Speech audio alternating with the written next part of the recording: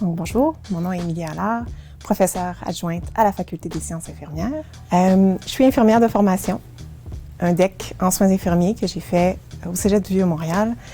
Puis par la suite, j'ai fait mon baccalauréat et ma maîtrise en sciences infirmières à l'Université de Montréal, en même temps que de travailler dans les milieux cliniques, en pédiatrie et à l'urgence aux adultes. C'est à la suite de ma maîtrise où j'ai pris une pause pour m'occuper de mon père, qui était en fin de vie d'un cancer du poumon.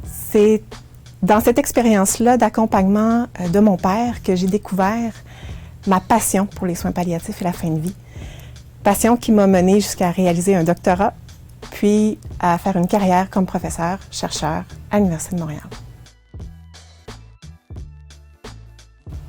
Donc actuellement, ma programmation de recherche vise à améliorer l'accès aux soins palliatifs et de fin de vie pour la population générale. Je découpe ça en 3 axes. Le premier axe vise à améliorer la formation des professionnels de la santé sur les soins palliatifs et la fin de vie. Tous les intervenants doivent être formés au moins de base à ce qu'est les soins palliatifs, l'approche palliative et la fin de vie. On peut penser aux infirmières, aux médecins, aux travailleurs sociaux, mais également aux gestionnaires de la santé qui doivent accompagner leurs équipes. Le deuxième axe vise la sensibilisation de la population québécoise aux soins palliatifs, mais également à la proche aidance, puisque nous serons tous confrontés à la proche aidance dans nos vies personnelles. Et donc à accompagner quelqu'un qui se retrouvera en situation de grande maladie, de vieillesse ou de fin de vie. Le troisième axe de ma programmation de recherche vise à soutenir les organisations de soins dans le continuum d'offres de soins et de services qu'ils doivent offrir aux patients et à leurs proches en fin de vie. Donc, comment on s'assure que l'expérience des patients et des proches soit le plus harmonieux possible dans l'ensemble des établissements de soins qu'ils devront fréquenter dans la fin de vie, justement, de la personne.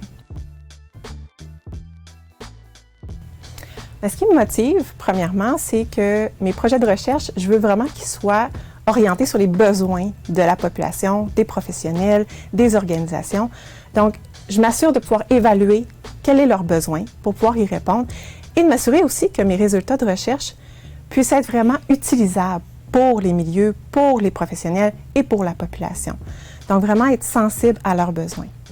Ce qui me motive également, c'est de pouvoir accompagner des étudiants, des étudiantes dans leur parcours de formation et de les voir s'émerveiller par rapport à ce domaine de pratique-là, des soins palliatifs et de fin de vie, qui est encore nouveau et qui nécessite une innovation et un regard jeune, dynamique.